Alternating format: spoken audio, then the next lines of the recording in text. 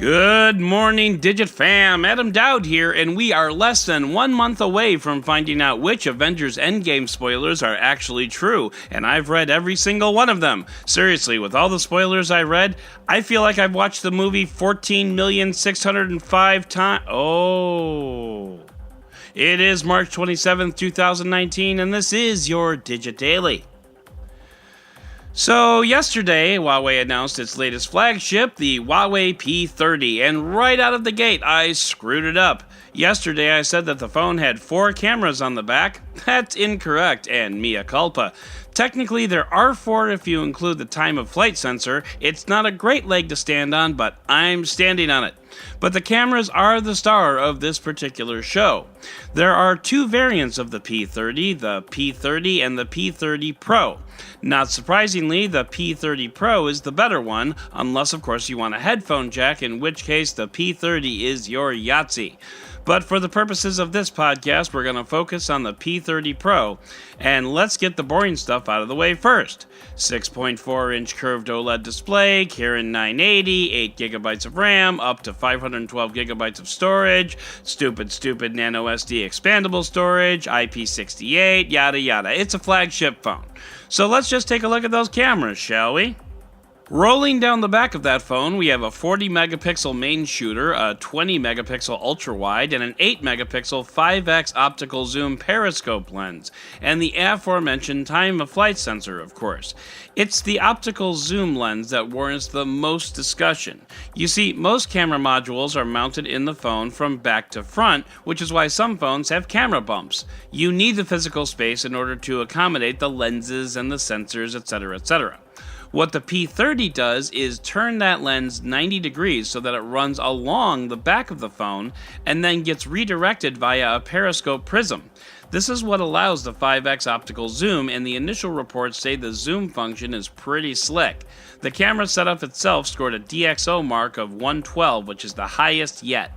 Speaking about the camera, Bogdan Petrovin, who you may remember as the scribe of the Digit Daily newsletter recently, had a lot to say about the event and the camera. He said the event was a bit on the long and boring side, but Huawei has built itself up to be the hot new thing, the true third option to Samsung and Apple, which is kind of a big deal. That last part was my interjection, by the way. But what Bog said next is most interesting. Quote, "What the P30 Pro has going for it is the clear focus on the camera. Whereas generalist flagships can offer incremental changes across the board, its singular focus on photography gives the P30 Pro a strong selling point and headline-making ability." Of course, then he goes on to say, quote, "Having played with the phone, the cameras seem pretty normal, definitely less mind-blowing than the demos Huawei showed on stage." All that being said, we know what the focus, no pun intended, of this device will be, and I for one will anxiously await full reviews to start rolling out, including those camera tests. But then again, I live in the United States, so the closest I'll ever get to holding one will be, well, I guess where I am right now.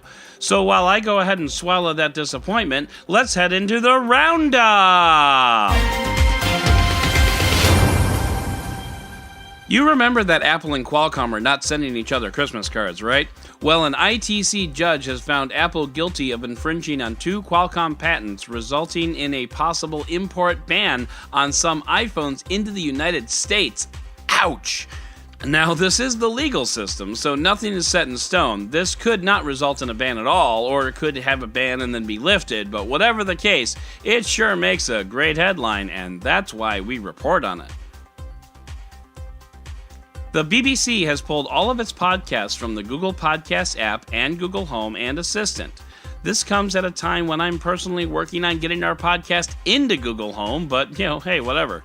The BBC is grouchy because Google was supposed to sign a license to link to the podcast and to share user data with the BBC, and I'm not really sure the BBC understands how podcasting works, but I guess whatever floats your boat, bro.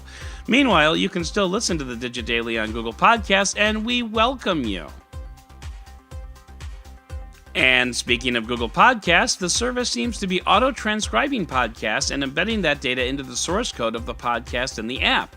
The end goal here is to enable search within episodes of a podcast. So instead of remembering which episodes I complain about Gas Buddy, you could just do a search for Gas Buddy and see all the episodes where it pops up. By the way, I would recommend just searching for the word Gas Buddy and not Gas Buddy, because the wouldn't have been transcribed since I beep out every time I say the word Cool? Gas Buddy. A researcher in London is working on a safe, non-toxic alcohol substitute and bringing it to the market.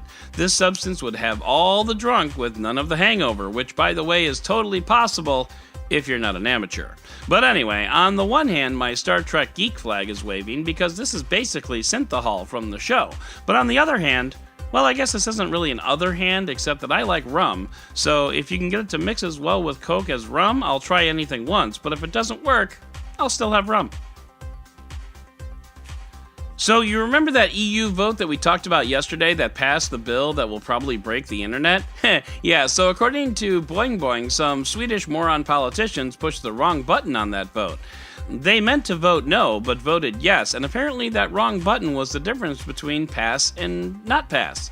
Well, surely a competent democratic political system has a way to fix such an error, right? Nope. They can enter into the record that they meant to vote another way, but the vote itself is binding, and politicians are all incompetent dip.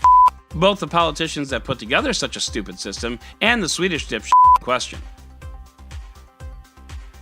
Mike Pence moved up NASA's timeline to put more boot prints on the moon. Now he wants it done within the next 5 years. He also said, quote, "The first woman and the next man on the moon will both be American astronauts launched by American rockets from American soil," which is really progressive until you remember that the same man, the Vice President of the United States, won't attend a party that same woman is attending without his wife.